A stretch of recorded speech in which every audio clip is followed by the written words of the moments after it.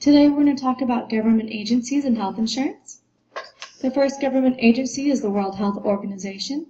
This is the international agency sponsored by the United Nations. They're responsible for compiling statistics and information on diseases. They also publish health information. They investigate and address serious health problems throughout the world. The second is the U.S. Department of Health and Human Services. This is a national agency that deals with the health problems in the U.S. We're going to talk about 6 different departments that fall underneath the U.S. Department of Health and Human Services. The first is the National Institute of Health, the NIH. Their purpose is to do research on different diseases. The second is the CDC, or the Center for Disease Control and Prevention. They're concerned with the causes, the spread, and control of disease in populations. So if there was a major outbreak of, say, the swine flu, of the bird flu, any type of big breakout, the CDC would come in and figure out what's causing it, how is it being spread, and how can they control this disease from being spread even further. Number 3 is the FDA, the Food and Drug Administration. They're responsible for regulating food and drug products sold to the public.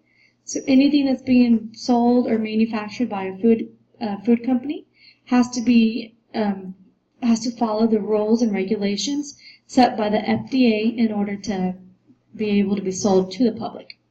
The fourth is the Agency for Healthcare Policy and Research. It was established in 1999 to research the quality of healthcare delivery and identify a standard of treatment that should be provided by all healthcare facilities.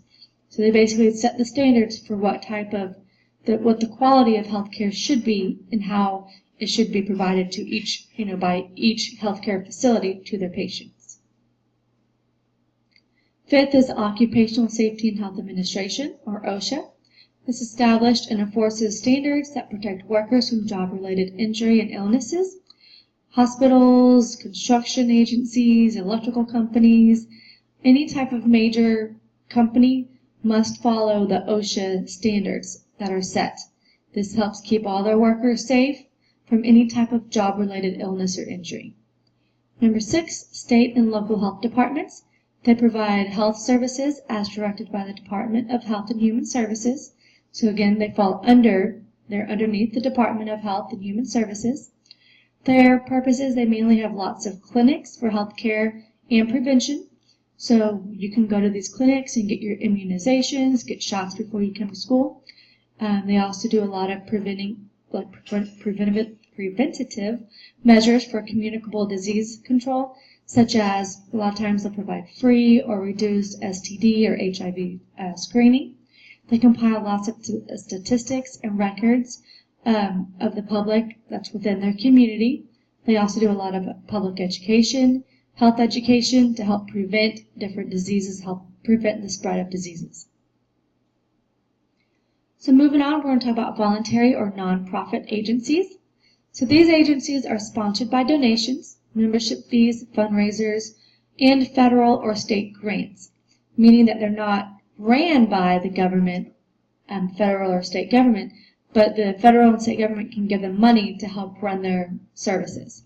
They normally provide health services at a national, state, or local level. Some of their examples are the American Heart Association, American Diabetes Association, American Red Cross, American Cancer Society.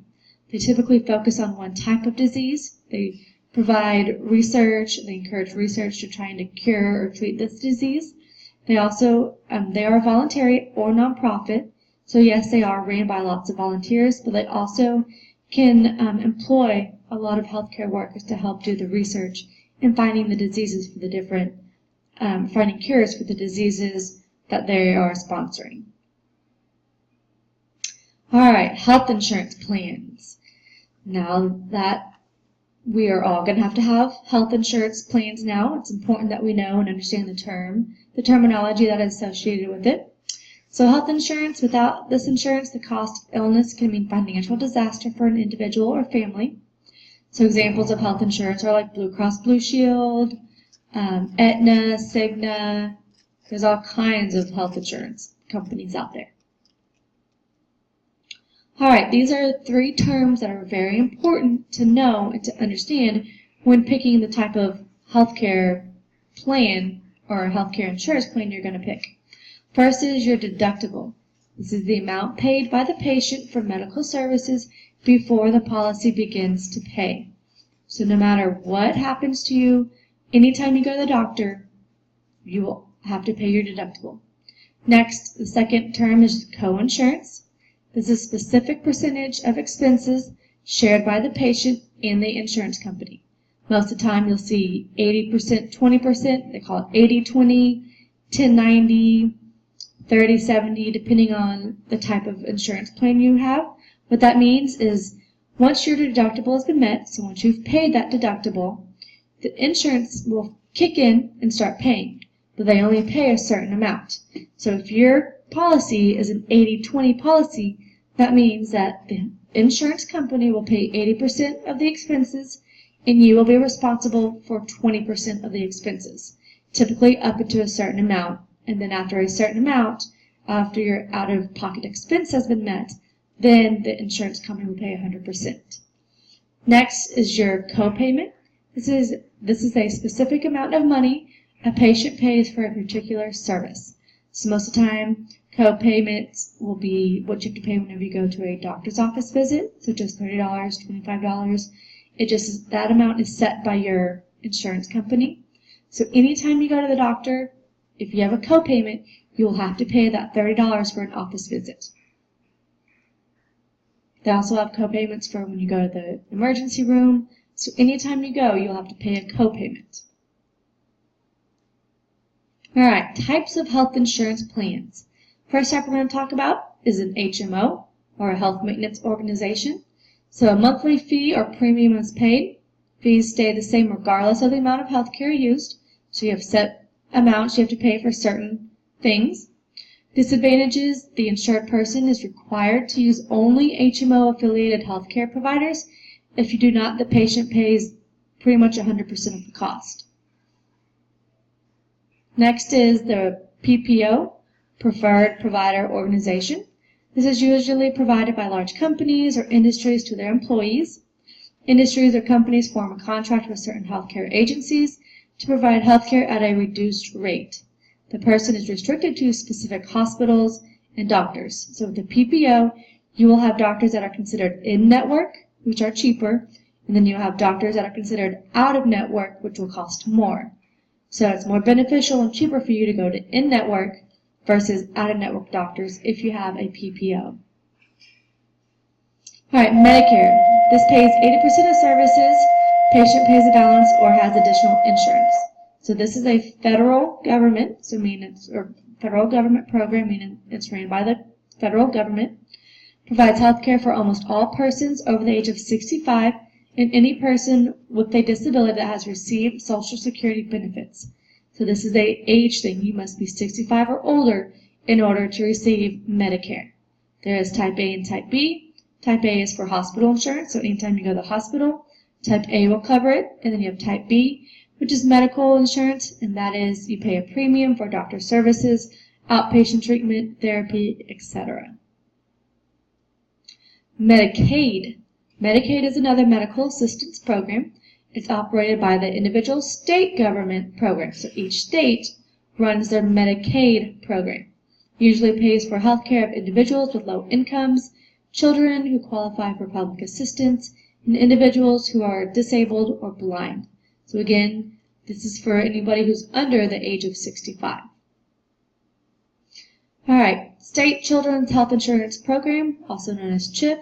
It was established in 1999. This provides health care to uninsured children of working families who earn too little to afford private insurance, but too much to be eligible for Medicaid. So again, Medicaid is restricted by income. Workers' compensation, or also sometimes called workers' comp. This is health insurance plan providing treatment for workers injured on the job. So if you get injured while you're working, workers' comp will pay for it, meaning that it doesn't go underneath your health insurance plan. Workers' comp will pay for it. They also pay for lost wages because of the injury on the job. Now, regular health insurance will not pay for lost wages if you were hurt outside. Next is TRICARE. This is insurance that is provides care for all active duty members and their families. survivors of personnel, and retired members of the armed forces. So police officers, firefighters, anyone in the armed services, this is the type of insurance they get. And the last we're going to talk about is managed care. This was developed in response to the rising cost of healthcare. All healthcare providers to a patient must have a purpose, meaning you can't just come in and do whatever you think is necessary. You must have a purpose. Second opinion or verification is often required. And then HMOs and PPOs, like we talked about earlier, are the main providers of managed care.